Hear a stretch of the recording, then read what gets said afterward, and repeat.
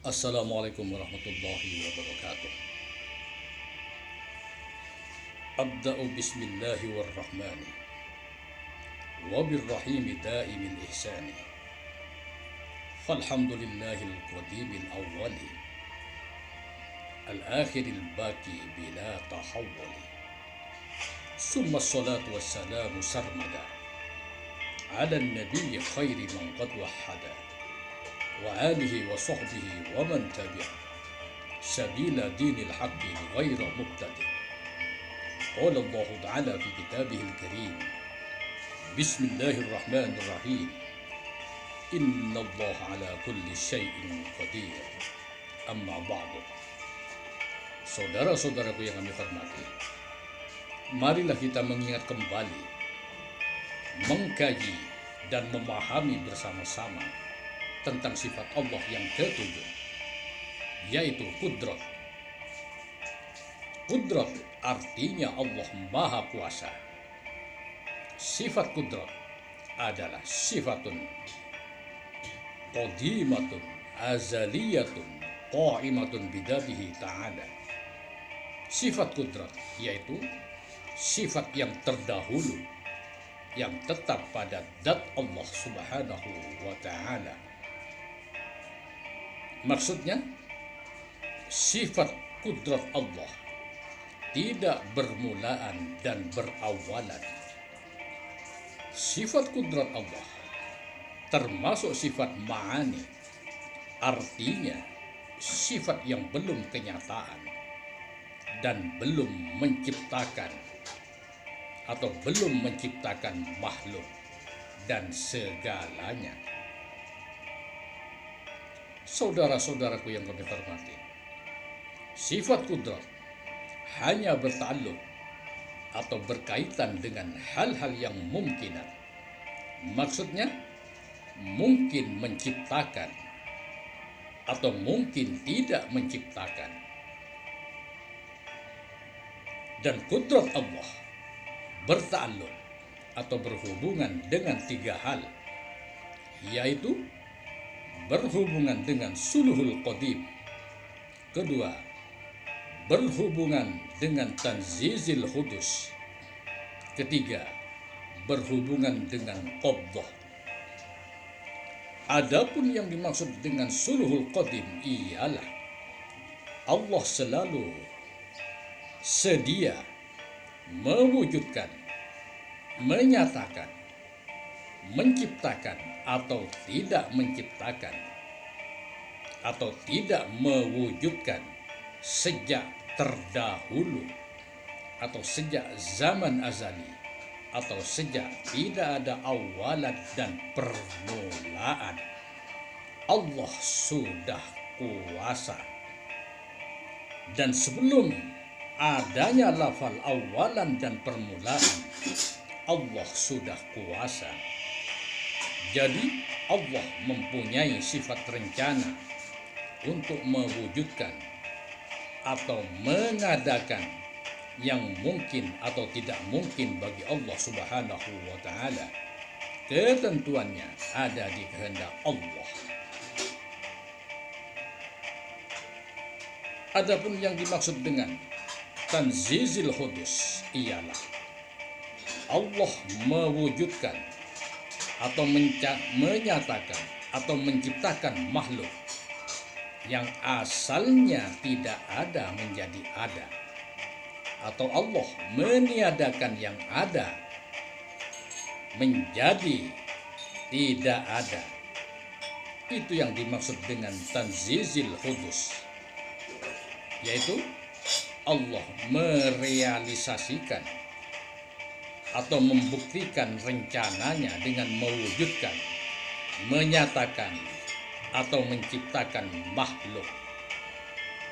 Adapun yang dimaksud dengan qabdah ialah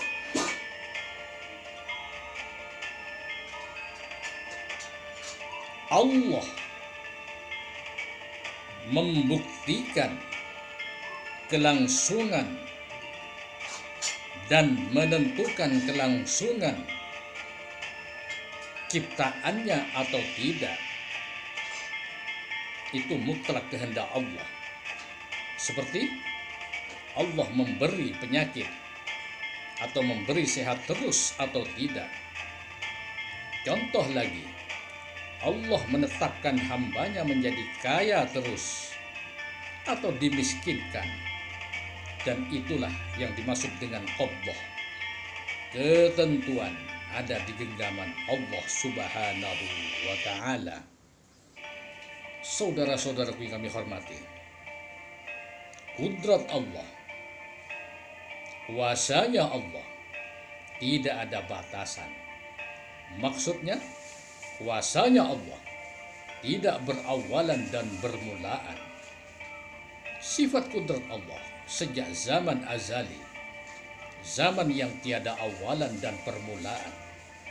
Dan sebelum adanya lafal awalan dan permulaan, Allah sudah kuasa. Saudara-saudaraku yang kami hormati, untuk lebih mudah memahaminya, kuasanya Allah sejak zaman azali, sejak tidak adanya awalan dan permulaan.